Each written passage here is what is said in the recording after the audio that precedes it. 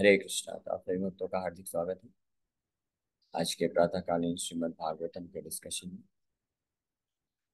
तो हम लोग आज चर्चा कर रहे हैं Shrimad Bhagavatam first canto third chapter और श्लोक संख्या 44 पे कल चर्चा किया था।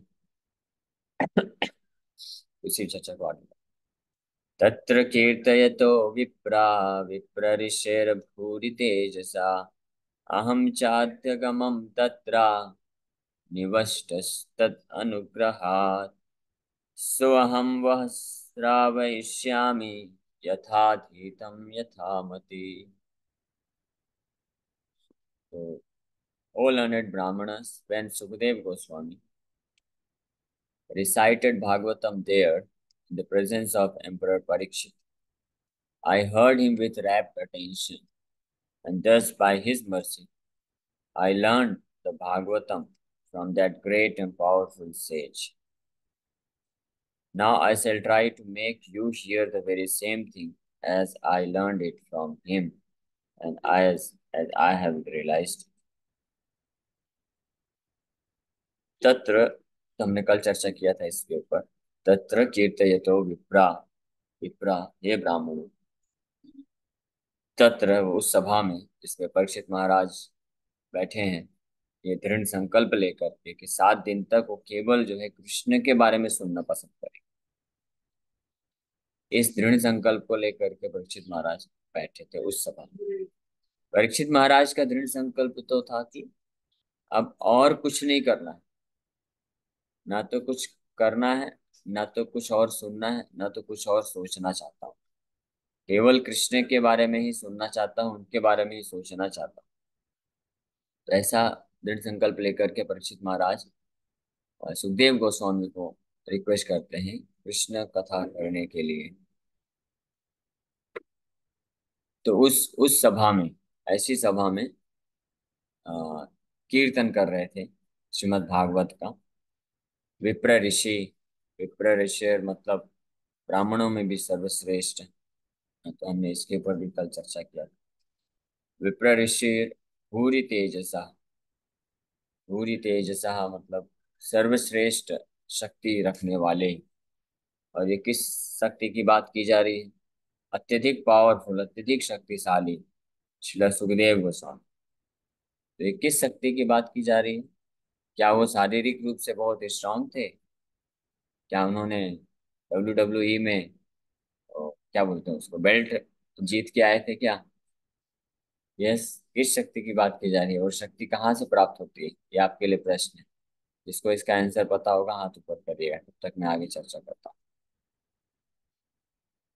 अहम चाद्यगमम तत्र। तत्र वहीं पे जहाँ पे विप्र ऋषि, ब्राह्मणों में सर्वश्रेष्ठ, ब्राह्मणों में ऋषि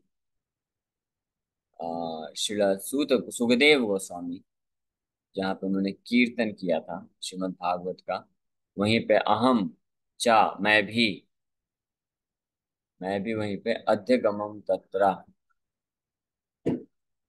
वहां पे मैं भी उस भागवत का श्रवण करके अध्यगमम कुड अंडरस्टैंड। अध्यगमम का मतलब गोपाल जी लिख रहे हैं कुड अंडरस्टैंड। मैं भी उस सभा को मैं उपस्थित होकर के समझ सका जो उन्होंने कथा किया। पायल माता जी ने लिखा है आध्यात्मिक शक्ति। बिल्कुल सही, आध्यात्मिक शक्ति। पूरी तेजसा मतलब आध्यात्मिक शक्ति। दूसरा प्रश्न है, ये आध्यात्मिक शक्ति प्राप्त कैसे होती है? ये भी आपको बताना है। तो जिसको आता होगा वो लोग हाथ ऊपर करिए, तब तक मैं आगे चर्चा करूँ। तो हम चाध्य गमम तत्रा, मैं भी समझ सका वहां पे। यानी समझ सका, क्यों समझ सका? तत्र तत्र निविष्ट तद अनुग्रहात् स हम तत्र निविष्ट। तहम चाद्यगमम तत्र निविष्टस। निविष्टस का मतलब है कि बीइंग परफेक्टली अटेंटिव, बहुत ध्यान पूर्वक सुनने के कारण, बहुत ध्यान पूर्वक with wrapped attention. Wrapped attention का मतलब क्या होता है कि बिना किसी और किसी और वस्तु विचार के तरफ अपना जो है मन को लगाए, केवल और केवल जो श्रवण कर रहे हैं कथा उस पर पूर्ण रूप से मन लगा करके सुनना। इसको सरल भाषा में बोले कि आपका जब फेवरेट सीरियल चलता है टेलीविजन में, या आपकी जो सबसे फेवरेट मूवी आप देखें, या और बोले तो वर्ल्ड कप जब क्रिकेट मैच चलता है, अब भक्त लोग तो टीवी सीरियल और ये सब तो नहीं देखते हैं, मूवी भी छोड़ देते हैं। लेकिन वर्ल्ड कप एक ऐसा है जो कि आता है तो उसको जितना ध्यान से भक्त लोग भी देख लेते हैं, तो उतना रैप्ट अटेंशन बोल रहे हैं, उतना ही ज्यादा अटेंशन के साथ मैंने वहां पे उपस्थित होकर के उसी सभा में तत्र अहम चाध्यगमम मैंने सुना, और इसलिए मैं समझ पाया। तो केवल रैप्ट अटेंशन से नहीं, मैंने अपनी तरफ से बेस्ट दिया। यानी हम अपनी तरफ से भागवत को साक्षात्कार करने के लिए बेस्ट दे सकते हैं, वो रैप्ट अटेंशन, ध्यान पूर्वक सुनना। और फिर उसके पश्चात जब ध्यान पूर्वक सुनते हैं, तद अनुग्रहात, तद मतलब उनकी, सुखदेव गोस्वामी की अनुग्रहात, उनकी कृपा से हुई इस प्रकार से। सो अहम, इस प्रकार से मैंने जब सुना तो इसलिए सो अहम वह श्रावयिष्यामि, और उसीलिए सो अहम स अहम, सह मतलब वही चीज जो मैंने सुना है और मैंने प्राप्त किया है, समझा है, उसी वस्तु से, उसी विषय वस्तु को अहम, मैं, वह आप सबको श्रावयिष्यामि, आप सबको सुनाऊंगा, श्रावयिष्यामि श्रवण कराऊंगा, और उतनी मात्रा में ही करा सकूंगा जितना यथाधीतम यथामति, जितना मैं, मेरा साक्षात्कार है, जितनी मेरी बुद्धि है, जितना मैं साक्षात्कार प्राप्त कर पाया उनकी कृपा से और अपनी कैपेसिटी के अनुसार, उतना मैं आपको श्रवण करा दूं। तो इसका मतलब ये यहाँ पे स्पष्ट पता चलता है, ये भागवत ग्रंथ, ये भी भगवान जैसे कृष्ण अनंत हैं, उसी तरह से भागवत भी अनंत है। कृष्ण के अनंत गुण है, अनंत ऐश्वर्य है, उसी प्रकार से भागवत के भी अनंत गुण और अनंत ऐश्वर्य है। कृष्ण अनंत लीलाएं करते हैं, उन्हीं लीलाओं का ही तो वर्णन है। भगवान परम सत्य, एब्सोल्यूट ट्रूथ बोलते हैं भगवान को, परम ब्रह्म को, परम भगवान को। तो एब्सोल्यूट ट्रूथ यानी परम सत्य, परम ब्रह्म में क्या क्या फीचर्स हैं, उनका नाम है, उनका रूप है, स्वरूप, सुंदर स्वरूप है, उनका गुण है, और उनकी लीलाएं हैं। ये चार चीजें तो होती हैं भगवान से संबंधित। भगवान का नाम, जैसे कृष्ण गोविंद माधव हरे मुरारी मधुसूदन, ये नाम है भगवान की। फिर उनका रूप है, स्वरूप है सुंदर, त्रिभंग मूर्ति, बरहा पीड़म नटवर वपु कर्णिकर्णियोर कारम। ये श्लोक सुनते ही तुरंत उनका जो स्वरूप है सामने प्रकट हो जाता है। त्रिभंग मूर्ति, सुंदर रूप, श्यामल कोमलांगो, तो वो रूप स्वरूप हुआ। और तीसरा उनके गुण, बड़े विशेष दिव्य गुण, अहो बकीयमिस्तन कालकूटम, इसमें भगवान की दया को वर्णन किया गया है। ऐसे ही उनके अलग अलग गुणों का वर्णन भागवत में प्राप्त होता है। गुण, फिर उनकी भिन्न भिन्न प्रकार की लीलाएं तो उन्होंने किया, गोवर्धन लीला, असुरों के विनाश करने की लीला, रास लीला, भक्तों पे कृपा करने की लीला, जन्म लीला, तो इस प्रकार की बहुत सारी लीलाएं किए भगवान। तो जो एब्सोल्यूट ट्रूथ है, परम सत्य है, परम ब्रह्म है, उनमें ये चार फीचर्स होते हैं, नाम रूप गुण और लीला। और ये चारों के चारों आध्यात्मिक होते हैं, दिव्य होते हैं, सतोगुण रजोगुण तमोगुण के परे होते हैं। और इसमें, और श्रीमद् भागवतम जो ग्रंथ है, इसमें भी भगवान के इन्हीं चार स्वरूपों का, परम सत्य परम ब्रह्म की इन चार जो एस्पेक्ट्स है, फीचर्स है, उसका वर्णन, नाम रूप गुण और लीलाओं। इसलिए भागवतम भी क्या बन जाता है, कृष्ण बन जाता है, परम ब्रह्म बन जाता है, परम सत्य बन जाता है। तो इसी प्रकार से भागवत भी अनंत है, उनकी लीलाएं, उनके गुण, उसमें जो गुण है वर्णन है भगवान के गुण और लीलाएं और नाम रूप वर्णन, वो भी इसलिए कृष्ण हो जाता है, इसीलिए वो भी अनंत है। और जो भक्त जितनी मात्रा में उन्नत होता है, जितनी मात्रा में साक्षात्कार प्राप्त किया है भगवान के बारे में, भगवान अपने अलग अलग भक्तों को उनकी योग्यता अनुसार, उनकी भक्ति अनुसार अपने आप को प्रकट करते हैं। तो जितनी मात्रा में जिस भक्त ने साक्षात्कार प्राप्त किया है उतनी ही मात्रा में वो तो अपने साक्षात्कार को प्रकट कर सकता है, प्रदान कर सकता है।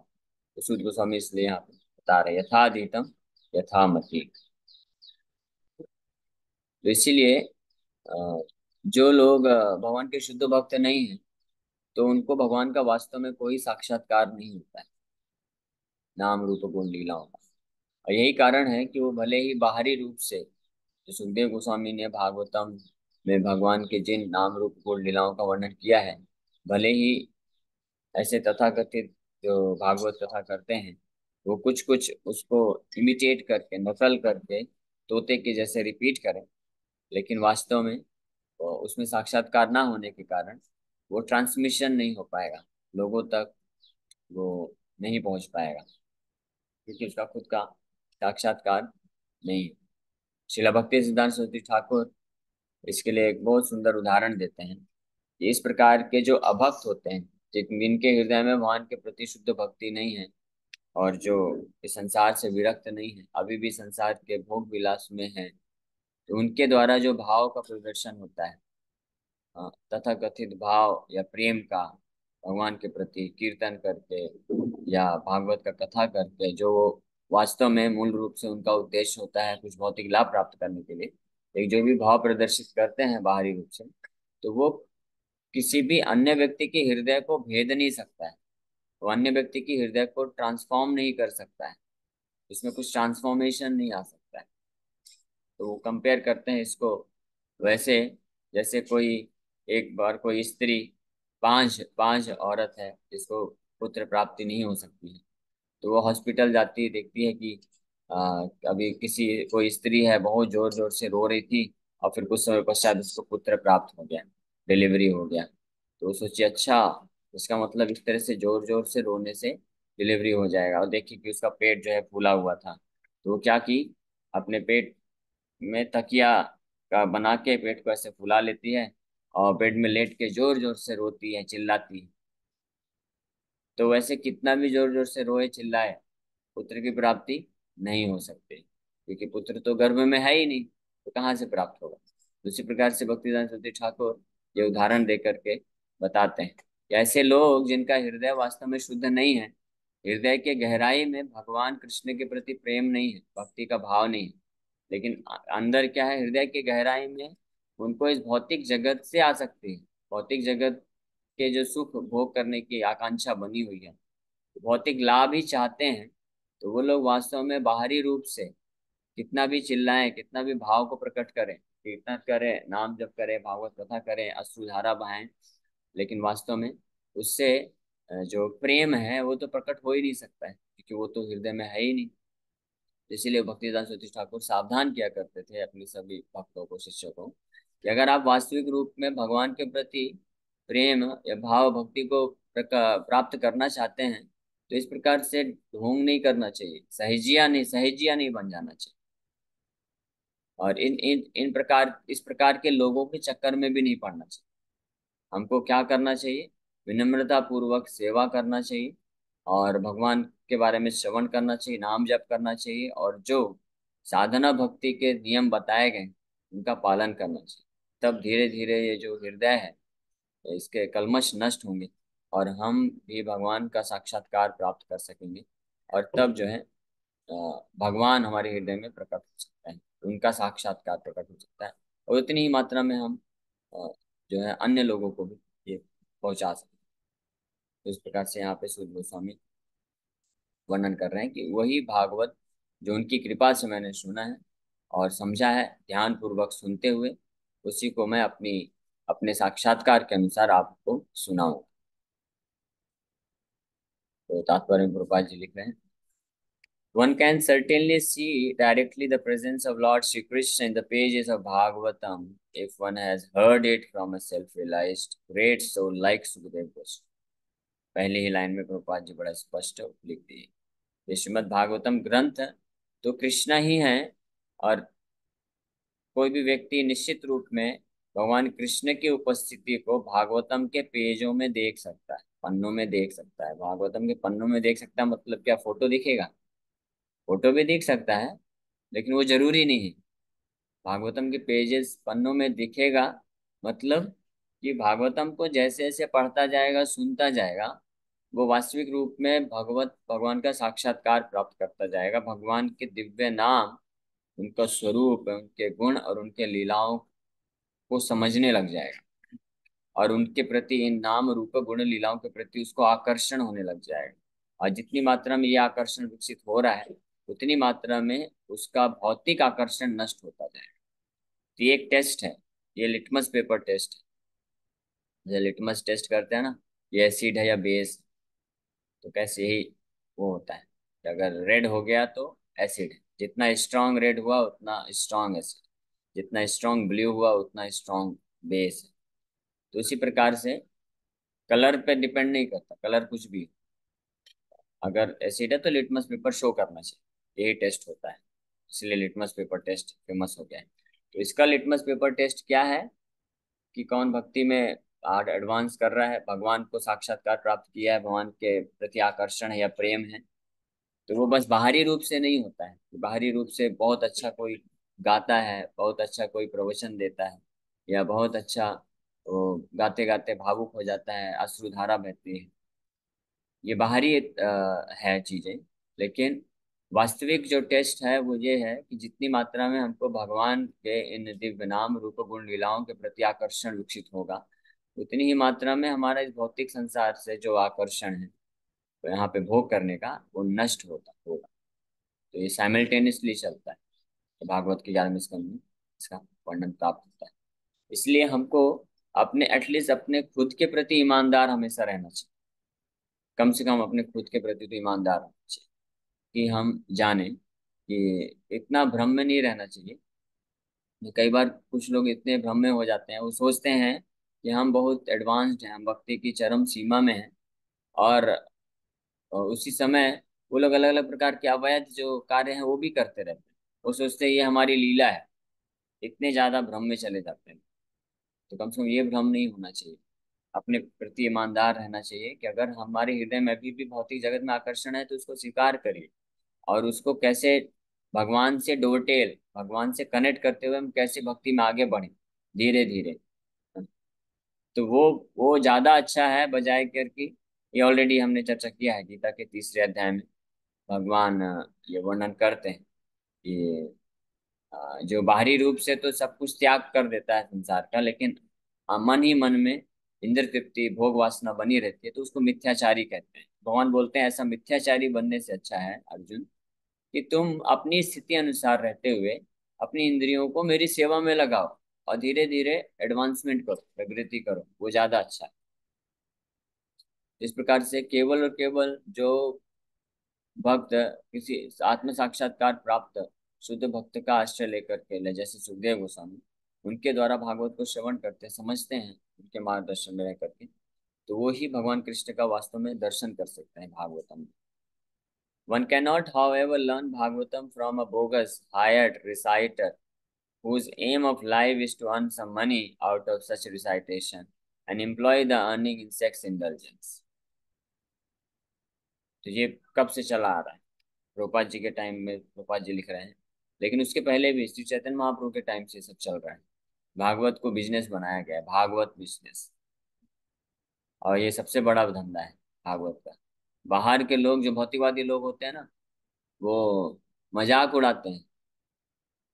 वो बोलते हैं कि अगर किसी को हजारों रुपए कमाना है तो जॉब करना चाहिए, लाखों रुपए कमाना है तो धंधा करना चाहिए, करोड़ों रुपए कमाना है तो मंत्री मिनिस्टर बन जाओ, और अगर अनगिनत पैसा कमाने की इच्छा है, अनगिनत मात्रा में भोग करने की इच्छा है, तो भागवत कथाकार बन जाओ। ऐसा सोचिए, इस स्तर पे जाकर के ये भागवत जो इतना परम पवित्र ग्रंथ है, साक्षात कृष्ण से अभिन्न है, ऐसे स्तर पे लेके चले जा चुके हैं ऐसे ढोंगी लोग, कि लोग, बाहर के लोग जो नास्तिक हैं वो इस प्रकार से निंदा कर रहे हैं, ऐसे बोल रहे हैं। ये हमारे लिए शर्मिंदगी की बात है। इसका कारण क्या है? क्योंकि ऐसे जो प्रोफेशनल रिसाइटर होते हैं, जो पैसे कमाने के लिए अ, भागवत कथा करते हैं, और फिर उसका इस्तेमाल इंद्रिय भोग के लिए करते हैं, विशेष रूप से जो मैथुन सुख के लिए करते हैं, तो ये सबसे बड़ा अपमान है, अपराध है। तो इस प्रकार के लोगों से भागवत सुन करके वास्तव में कोई भी भागवतम को समझ नहीं सकता। समझना तो दूर की बात है, सनातन गोस्वामी बोलते हैं वही भागवतम उनके लिए विष बन जाता है और उनको नरक का रास्ता दिखा देता है। No one can learn Shrimad Bhagavatam who is associated with persons engaged in sex life. ये भी, ये ऑलरेडी भागवत के पहले स्कंद में बताया जा चुका है। परम निर्मत सराणाम सताम, जो पूरी तरह से ईर्ष्या से विहीन है, जो पूरी तरह से जिनका हृदय में भोग वांछा नष्ट है, केवल वो ही भागवत ग्रंथ को उचित प्रकार से प्रदान कर सकते हैं। और ऐसे व्यक्ति जो अभी भी संसार में भोग करने के लिए तत्पर रहते हैं, वो कभी भी भागवतम उनसे नहीं सीखा जा सकता। That is the secret of learning Bhagavatam. Bhagavatam को समझने का सीक्रेट यही है। ये सीक्रेट नहीं है कि किसको अच्छे से संस्कृत का ज्ञान है, बहुत अच्छे से संस्कृत के संधि विच्छेद करके एक एक शब्दों का अर्थ समझा सकता है, या कौन अच्छे से गा गा करके, म्यूजिक के साथ गा के और भजन कर करके लोगों को मनोरंजन करा सकता है भागवत कथा में। वो, ये सीक्रेट नहीं। सीक्रेट क्या है? किसके हृदय से समस्त वासनाएं नष्ट हो चुकी हैं, और कौन भगवान का जो है प्रेमी बन चुका है, lover of God, lover of Krishna, वो प्रदान कर सकता है। प्रभुपाद जी से एक बार एक शिष्य ने पूछा कि who is a pure devotee, शुद्ध भक्त कौन है? प्रभुपाद जी बड़े सिंपल शब्दों में उत्तर देते हैं, one who is most addicted to Krishna is a pure devotee. जो कृष्ण के प्रति एडिक्शन रखता है, नशा रखता है, वही शुद्ध भक्त है। तो प्राय भौतिक संसार में जो बद्ध जीव होते हैं, उनका नशा भौतिक भोग के प्रति होता है, भौतिक सुख को प्राप्त करने का नशा, उनके प्रति उनका एडिक्शन होता है, एडिक्टेड रहते हैं। लेकिन जो भक्त, शुद्ध भक्त होता है, वो कृष्ण के प्रति एडिक्टेड है। यानी हर क्षण वो बोलेगा तो कृष्ण से संबंधित, सोचेगा तो कृष्ण से संबंधित, कार्य करेगा तो कृष्ण से संबंधित, इसके सिवा उसके जीवन में और कुछ है नहीं। और ये हम प्रैक्टिकली, व्यवहारिक रूप से शिला प्रभुपाद जी के भी जीवन में देख सकते हैं। इसलिए प्रभुपाद जी के आश्रय में रह करके, उनके मार्गदर्शन में, उनके ग्रंथ बुक्स को पढ़ करके जो भागवत सुनेगा, श्रवण करेगा, वो निश्चित रूप से समझ सकता है। Nor can one learn Bhagavatam from one who interprets the text by his mundane scholars. तो एक तरफ तो प्रभुपाद जी बताए, ना तो उस व्यक्ति से हम भागवतम सीख सकते हैं जो खुद भौतिक इंद्र तृप्ति की वासनाओं को पूर्ण करने के लिए लगा हुआ है और उसके हेतु भागवत को बिजनेस बना लिया है, ना तो उससे हम समझ सकते हैं। और ना ही उन व्यक्तियों से समझ सकते हैं जो बाहरी रूप से तो ये भौतिक भोग वासनाओं को त्याग दिए हैं, लेकिन सन्यासी वगैरह भी बन चुके हैं, लेकिन मायावादी कंसेप्शन रखे हुए हैं, मंडेन स्कॉलरशिप बोल रहे हैं इसलिए प्रभुपाद जी। भक्ति अभी भी उनके हृदय में नहीं, तो उनसे भी नहीं सीखा जा सकता है। तो इसलिए दोनों प्रकार के लोगों को भौतिकवादी व्यक्ति बोला जाता है। One has to learn Bhagavatam from the representative of Sukhdev Goswami and no one else if one at all wants to see Lord Shri Krishna in the pages. तो यहाँ पे क्लियर कट प्रभुपाद जी बोल रहे हैं, ऐसा कोई फोर्स नहीं है, ना भगवान के तरफ से, ना आचार्यों की तरफ से, और ना हमारे तरफ से, किसी के तरफ से कोई फोर्स नहीं है कि आपको बस केवल प्रभुपाद जी की ही बुक से पढ़ना चाहिए, वो करना चाहिए। प्रभुपाद जी बोल रहे हैं कि अगर कोई वास्तव में भगवान श्री कृष्ण का साक्षात्कार प्राप्त करने का इच्छुक है, वो चाहता है, ये चाहता है, तो फिर उसको सुखदेव गोस्वामी के जो रिप्रेजेंटेटिव हैं, प्रतिनिधि हैं, उनसे ही केवल भागवतम सुनना चाहिए। ये है ना? और अगर किसी को भागवत का धंधा बनाना है, भागवत के माध्यम से अपना नाम कमाना है, भोग वृत्ति बढ़ाना है, भोग विलास चाहिए, तो फिर वो केस अलग है, फिर आप वो अन्य ऐसे लोगों के सभा में जा सकते हैं, कोई रुकावट नहीं। लेकिन हम जैसे जिन लोगों का संगति करेंगे, उसके अनुरूप ही हमको फल मिलने वाला है। हम ये नहीं सोच सकते कि हम तो जाएंगे मेडिकल के शॉप में और वहां से हम सब्जी खरीद के लाएंगे। मेडिकल के शॉप में जाएंगे तो मेडिकल मेडिसिन ही मिलेगा, सब्जी के दुकान में आपको हीरा चांदी नहीं मिलने वाला है, उधर सब्जी ही मिलने वाला है। तो ये हमको पहले डिसाइड कर लेना चाहिए लक्ष्य क्या है, हम हमको प्राप्त क्या करना है। हमको कृष्ण चाहिए, कृष्ण की शुद्ध भक्ति चाहिए, या हमको माया संसार चाहिए, यहाँ पे संसार में भौतिक भोग वासना चाहिए। तो जिसको जो चाहिए उस हिसाब से डिसाइड कर सकते हैं। लेकिन दोनों का फिर रिजल्ट भी पता होना चाहिए। जो कृष्ण चाहते हैं, कृष्ण प्राप्त होंगे तो क्या मिलेगा, और अगर माया चाहते हैं, इस संसार का भौतिक जो तुच्छ सुख भोग है वही चाहते हैं, तो उसका क्या रिजल्ट है। ये दोनों परिणाम को ध्यान में रखते हुए फिर लक्ष्य निर्धारित कर लेना चाहिए। और एक बार लक्ष्य निर्धारित हो गया तो उसके अनुरूप ही फिर संग करना चाहिए। That is the process and there is no alternative. यही एक तरीका है। अगर कोई कृष्ण को चाहता है, कृष्ण की शुद्ध भक्ति में इंटरेस्ट है किसी को, तो उसको फिर क्या करना चाहिए, ऐसे भक्तों का संग करना चाहिए, और उसके अलावा कोई अल्टरनेटिव नहीं। Sud Goswami is the bona fide representative of Sukadeva Goswami because he wants to present the message which he received from the great learned Brahmana। और सूद गोस्वामी, जैसे सुखदेव गोस्वामी के एक रिप्रेजेंटेटिव हुए सूद गोस्वामी, उन्होंने एज इट इज यथारूप प्रस्तुत किया भागवत को, और उनसे उनका कृपा प्राप्त किया। तो वैसे ही उन्हीं की परंपरा में आने वाले किसी न किसी प्रतिनिधि से ये भागवत हमको सुनना चाहिए। Sukdev Goswami presented Bhagavatam as he heard it from his great father, and so also Sud Goswami is presenting Bhagavatam as he had heard it from Sukdev Goswami. Simple hearing is not all. One must realize the text with proper attention.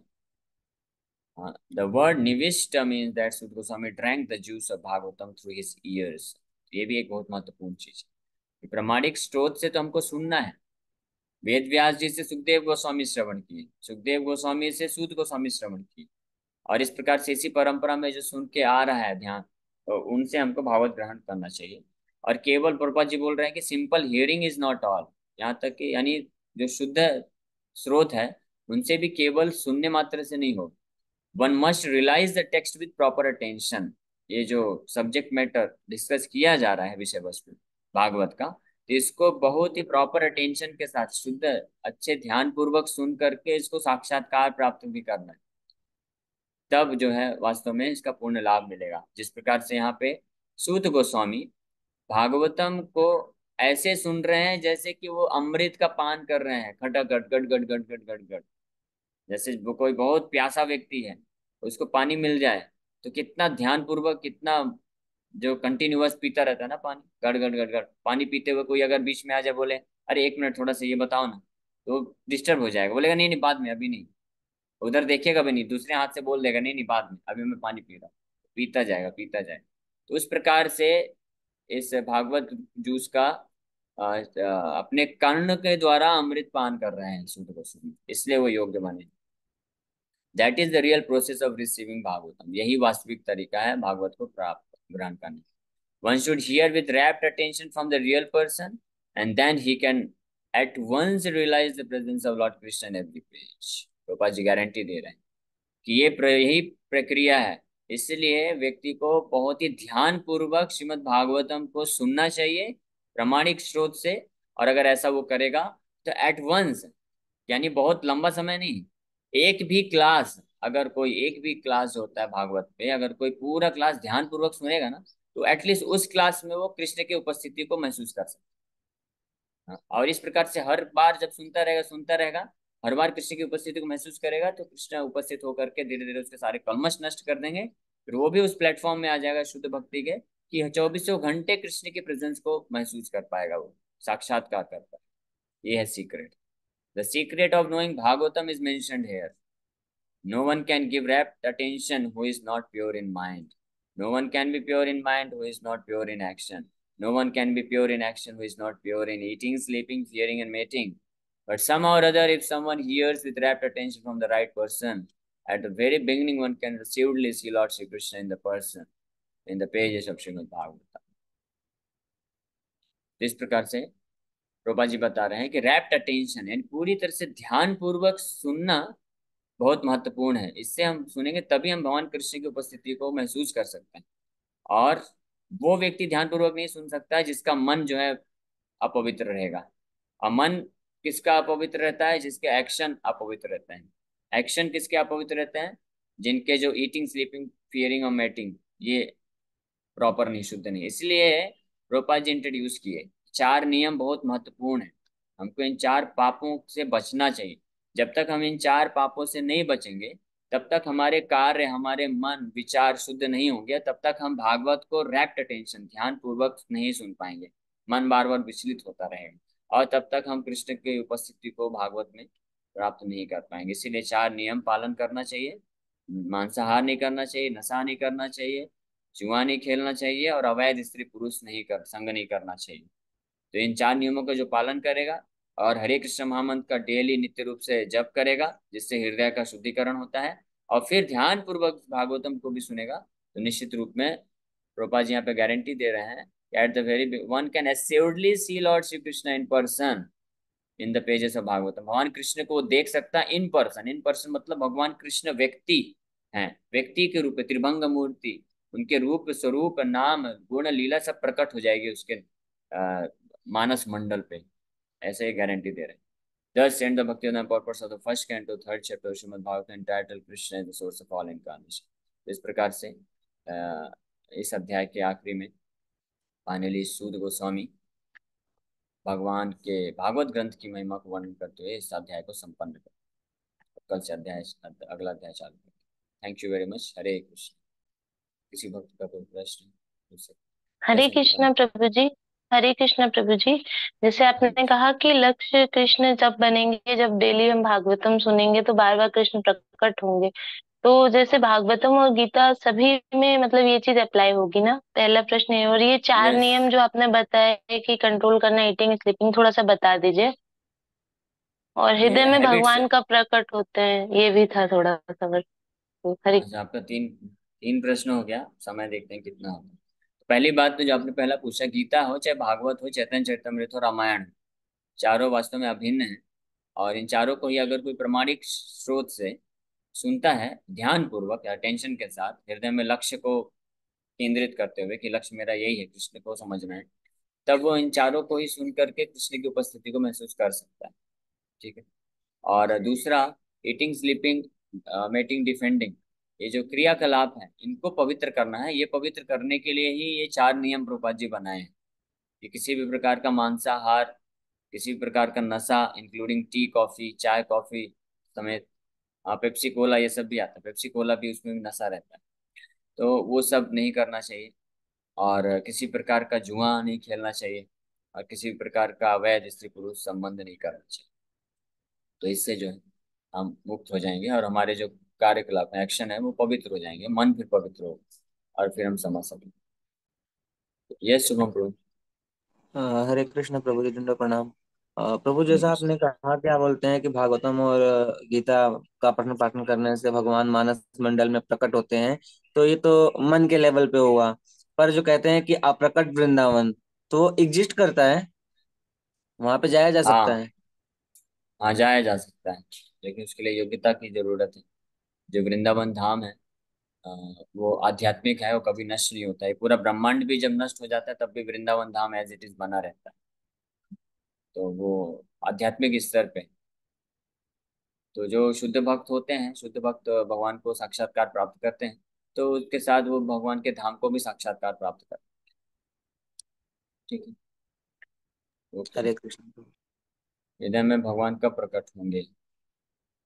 जब हम ध्यान पूर्वक भागवत को श्रवण करेंगे, और जो गोपाल जी की शिक्षाएं हैं, उनके जो मार्गदर्शन है, उन नियमों का पालन करते रहेंगे, तो भगवान की कृपा से धीरे धीरे भगवान अपने आप को प्रकट करेंगे। हम भगवान को फोर्स नहीं कर सकते, ये भी ध्यान रखना चाहिए कि we can not force Krishna. Srila Gaur Govind Swami Maharaj हमेशा ये बोलते थे, या you can simply cry for the mercy of Krishna. भगवान कृष्ण के कृपा के लिए हम रो सकते हैं, है ना? हम फोर्स नहीं कर सकते। भगवान अभी तो मैं चार नियम पालन कर रहा हूँ 6 महीने से, 6 महीने से डेली 16 माला जप कर रहा हूँ, 6 महीने से मैं डेली भागवतों को ध्यान पूर्वक सुन रहा हूँ, फिर भी आप प्रकट नहीं हो रहे, ये क्या है? ये क्या नौटंकी है? अब मैं नहीं करूंगा ऐसा। ऐसा नहीं चलेगा। भगवान अभिज्ञ स्वराट है, वो स्वराट है, फुली इंडिपेंडेंट। तो भगवान जो है, लेकिन भगवान दयालु भी बहुत है, तो भगवान प्रकट कर सकते हैं। तो भगवान जानते हैं कि कब किस तरीके से प्रकट करना है, कौन कब योग्य बन रहा है। ठीक है। Hare Krishna. Thank you very much.